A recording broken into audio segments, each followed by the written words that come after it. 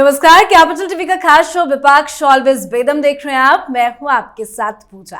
दिल्ली से लेकर बिहार, बिहार से लेकर पंजाब, हर जगह विपक्ष बेदम नजर आ रहा है। दिल्ली में चुनाव के बीच में कांग्रेस को बड़ा झटका भी लगा है। दरअसल दिल्ली कांग्रेस ने अपना पता बदल लिया है। अब कांग्रेस का नया मुख्यालय 9A कोटला रोड पर होगा। 24 अकबर रोड स्थित कांग्रेस मुख्यालय अगले 2 से 3 हफ्ते में नए जगह शिफ्ट हो जाएगा। नए भवन का नाम इंदिरा भवन रखा गया है। तो आखिर क्यों कांग्रेस ने अपना ठिकाना बदला, बताएंगे आपको। तो वहीं बिहार में भी विपक्ष की हालत टाइट है। बीपीएससी छात्रों के समर्थन में विपक्ष की ड्रामेबाजी पूरी तरह से फेल हो चुकी है।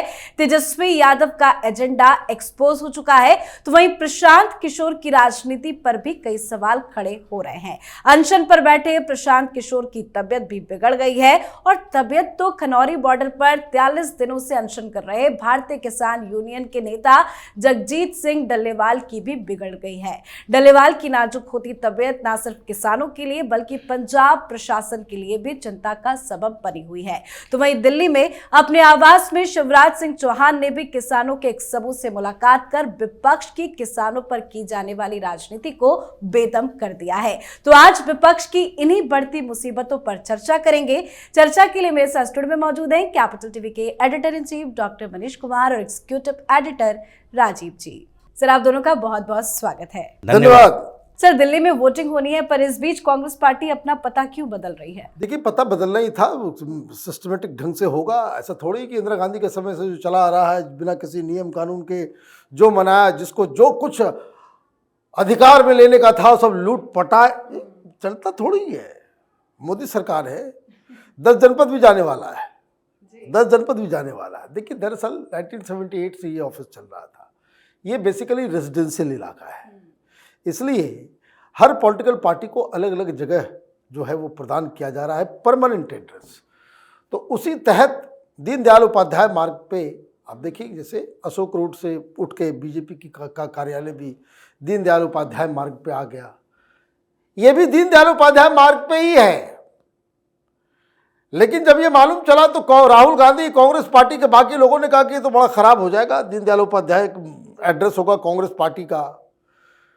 तो मेन रोड छोड़ के इन लोगों ने पीछे का दरवाजा खोला है, बिल्डिंग बनाया है। 6 मंजिला बिल्डिंग है, वहाँ म्यूजियम भी होगा, लाइब्रेरी भी होगा, कार्यक्रम सब कुछ होगा। अच्छी बिल्डिंग बनी है, लेकिन दरवाजा जो है इसका, पीछे के दरवाजे को जो है वो खोला गया है, इसलिए उसके 9 कोटला रोड कहा जा रहा है। लेकिन क्यों बैक डोर से एंट्री क्यों हो रही है? क्योंकि सामने से एंट्री करेंगे तो एड्रेस फिर पता हो जाएगा।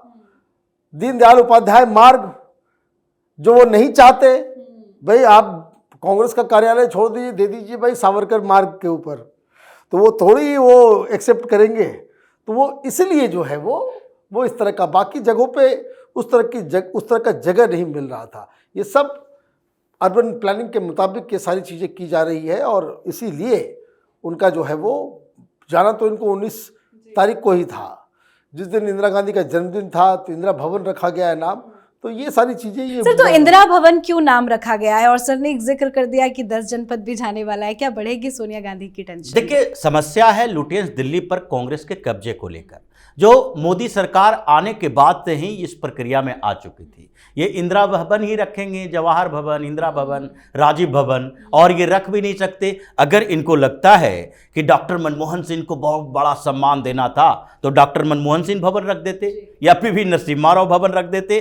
कांग्रेस के अंदर ये नेहरू गांधी खानदान के नाम पर ही सारे भवन रखे जाएंगे, सारी योजना ही होगी, चाहे उसमें उनकी भूमिका कुछ रही हो या न रही हो। संजय गांधी ने भारतीय राजनीति में कौन सा बड़ा काम कर दिया? एक संवैधानिक पद उनके पास नहीं था, वो कभी मिनिस्टर नहीं रहे, कांग्रेस के नेता महासचिव रहे, जैसे अभी प्रियंका वाड्रा है, लेकिन उनके नाम पर संजय गांधी जैविक उद्यान, संजय गांधी के नाम पर कितने जैविक उद्यान, बड़े पशु प्रेमी थे, ये आदमियों से ये मानवता से प्रेम तो करते नहीं थे, पशुओं से ज़्यादा प्रेम करते थे। उनके नाम पर है, राजीव गांधी के नाम पर कितने अवार्ड, कितने हॉस्पिटल्स, कितने एयरपोर्ट, इंदिरा गांधी के नाम पर, जवाहरलाल नेहरू के नाम पर। उसी तरीके से इन लोगों ने क्या किया था, लुटियंस दिल्ली पर पूरा कब्जा बना के रखा था। यह आवास की बात नहीं है, मुख्यालय कार्यालय की बात भी है। कांग्रेस सेवा दल का कार्यालय यही लुटियंस दिल्ली में, उसके बाद यूथ कांग्रेस का कार्यालय इसी लुटियंस दिल्ली में। ये 10 जनपद जो है ये भी तो पहले कार्यालय ही था। राजीव गांधी के पहले ये कार्यालय ही था। इंदिरा गांधी के समय ये संजय गांधी इसमें मीटिंग किया करते थे, और जब नेता प्रतिपक्ष के तौर पर राजीव गांधी आया इन्होंने इस पर कब्जा किया, और उसके बाद 10 जनपद अभी तक ये रेसिडेंशियल कॉम्प्लेक्स बन गया, पावर सेंटर, जिसको भूतिया महल कहा जाता था, जहां कहे जाते हैं कई कब्र हैं, जहां कहे जाते हैं खून के चीटे हैं, संजय गांधी के समय में क्या क्या हुआ था। लेकिन अभी ये जो नोटिस मोदी सरकार ने 2015 में जारी की थी, इन लोगों को कहा था 3 साल मैक्सिमम समय है, क्योंकि लुटियंस दिल्ली में कोई मुख्यालय पार्टी का नहीं हो सकता। उसके लिए दीनदयाल उपाध्याय मार्ग में सबको अलाउड किया गया था, जैसा डॉक्टर साहब ने कहा कि उसी पते पर जाना था, लेकिन इन्होंने पीछे से दरवाजा खोल लिया, क्योंकि दीनदयाल उपाध्याय नाम बार बार लेना पड़ेगा, और कांग्रेस के मीडिया में चलेगा दीनदयाल उपाध्याय मार्ग पर कांग्रेस के इस दफ्तर में प्रेस कॉन्फ्रेंस किया करने के लिए राहुल गांधी आ रहे हैं। अभी तो ये अकबर के नाम पर चल रहे हैं, क्योंकि इनके समय में हर रोड, वहां पर Lodhi road, Akbar road, Humayun road, यही रोड हुआ करते थे। अब तो अलग अलग नाम, मुस्लिम नाम भी रखे हैं, तो कलाम रोड रखता है अब्दुल्ला कलाम आज़ाद के नाम पर। तो जो स्थितियां अभी बदली 2014 के बाद थे, उसमें इनको बार बार नोटिस दिया गया, और उस नोटिस का जवाब ये दे रहे थे कि हम रेंट दे देंगे, लेकिन और कुछ समय दिया जाए, और कुछ समय दिया जाए। अब वो समय पूरा हो रहा है, इनका दफ्तर पैक होगा और ये शिफ्ट करेंगे, क्योंकि अब ज़्यादा दिन तक बार्गेनिंग करने के लिए इनके पास समय नहीं, ये स्टार्टअप है। उसके बाद कांग्रेस सेवा दल को भी नोटिस दिया गया है, उसे भी हटाना पड़ेगा, यूथ कांग्रेस का ऑफिस भी हटाना पड़ेगा। मतलब लुटियंस दिल्ली पर जो कांग्रेसियों ने कब्जा करके रखा था, वो कब्जा अब धीरे धीरे खत्म, मतलब हर जगह से खदेड़े जा रहे हैं। सर, बात बिहार की करें तो बीपीएससी छात्रों के नाम पर हर विपक्षी पार्टियों ने जमकर राजनीति की। प्रशांत किशोर की भी तबीयत बिगड़ गई है। नहीं, प्रशांत किशोर की तबीयत नहीं बिगड़ी है, वो बेचारे, उनका हाजमा बिगड़ गया है। जहां जा रहे हैं साथ में अपनी वैनिटी को लेकर के जा रहे हैं, कोई नया तमाशा बन गया बिहार में। आप गए थे वहां पर राजनीति करने, मीडिया वाले सब वैनिटी के पीछे लगे हुए हैं। कोई महिला रिपोर्टर चली गई, बोले वो दिखाओ, वो बोले मैं क्यों दिखाऊंगा, वो नाराज हो जा रहे हैं। दिक्कत क्या है, नौटंकी हो रही है, नौटंकी हो रही है। वो तो सोशल मीडिया का पावर है ना भाई, ये तो सोशल मीडिया में काम करने वाला आदमी है। सवाल बड़ा सिंपल है, क्या वहां पे स्टूडेंट है?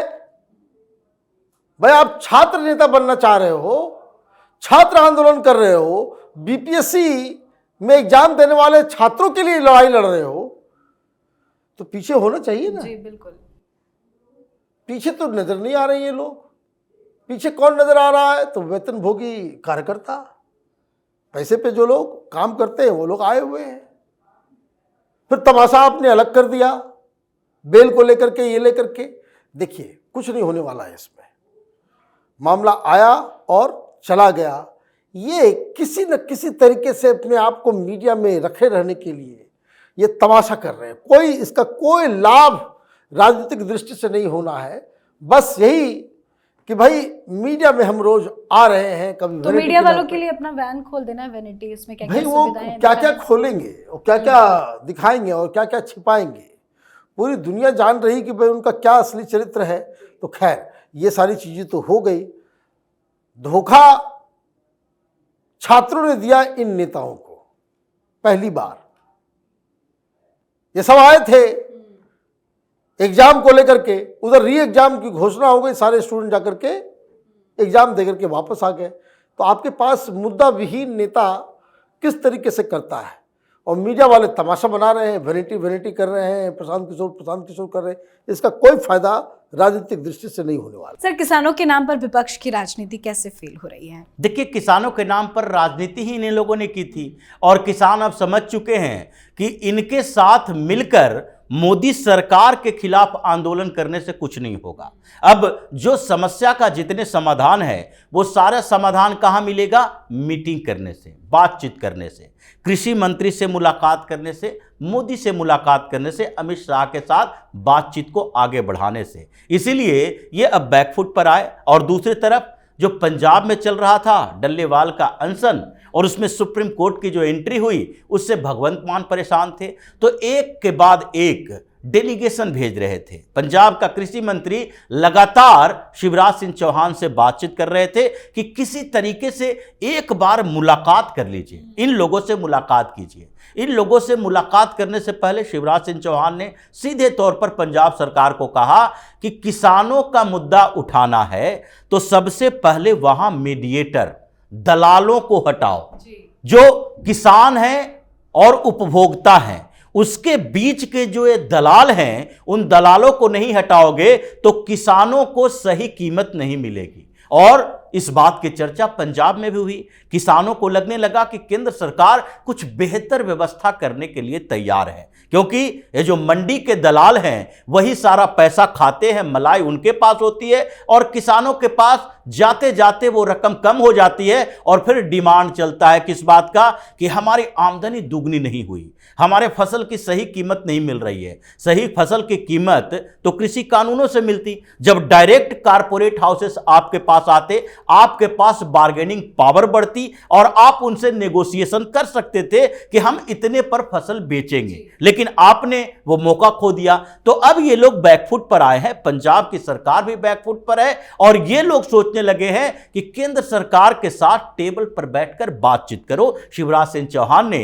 इन लोगों से बातचीत की है और आगे डल्लेवाल जो अड़े हुए हैं कि अभी हम अनशन नहीं तोड़ेंगे, आगे कुछ दिनों में अनशन भी तोड़ेंगे और फिर से भगवंत मान के खिलाफ, ये जो भगवंत मान इतने दिनों से कॉन्स्पिरेसी कर रहे थे कि पंजाब से किसानों को भेज दो दिल्ली के बॉर्डर पर, हंगामा खड़ा करो और उसके बाद कहो कि पूरे हिंदुस्तान के किसान परेशान हैं, वो भगवंत मान के खिलाफ ही अब पंजाब में इन किसानों का आंदोलन शुरू होगा। बिल्कुल सर, बहुत बहुत धन्यवाद सर आप दोनों का। धन्यवाद। तो किसानों के नाम पर विपक्ष की राजनीति फेल होती जा रही है। शिवराज सिंह चौहान ने किसानों पर की जाने वाली राजनीति पर विपक्षी पार्टियों की पोल खोल दी है। बिहार में भी विपक्षी पार्टियों की राजनीति काम नहीं आ रही और कांग्रेस पार्टी भी पूरी तरह से बेदम है। तो विपक्ष की बढ़ती मुसीबतों पर आप अपनी राय कमेंट कर लिखें। देखते रहिए कैपिटल टीवी। नमस्कार।